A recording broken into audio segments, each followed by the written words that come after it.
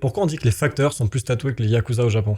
On les appelait les hikiyaku, littéralement les messagers à pied. Ils existaient surtout à l'époque Edo, entre 1603 et 1968, et leur rôle était de transporter le courrier ou parfois des objets en courant sur des longues, très longues distances. On avait même certains, pour tout vous dire, qui pouvaient faire 200 km en une journée. Et beaucoup de ces messagers, tout comme les pompiers, les ikeshi, ou certains ouvriers, portaient très peu de vêtements parce qu'il faisait très chaud, et que l'effort physique faisait qu'ils ne pouvaient pas supporter d'avoir trop de tissu sur eux. D'ailleurs, on les voyait souvent avec des simples fundoshi, des pagnes traditionnels. Et dans les milieux populaires urbains, le tatouage intégral, de Hirezumi, était plutôt très courant. Pendant l'ère Edo, c'était quand même très répandu, surtout d'un point de vue artistique, ou pour prouver sa virilité ou son appartenance à un groupe. Mais c'est surtout quand ces tatouages recouvraient l'entièreté du corps qu'on appelait ça un peu comme une seconde peau décorée, ou voire même un vêtement permanent. Donc bien sûr, tous les facteurs n'étaient pas tatoués, c'était pas une obligation du métier, c'est juste certains d'entre eux, et la déformation qui s'est fait au fil du temps a donné cette petite anecdote. Mais au moins maintenant tu sais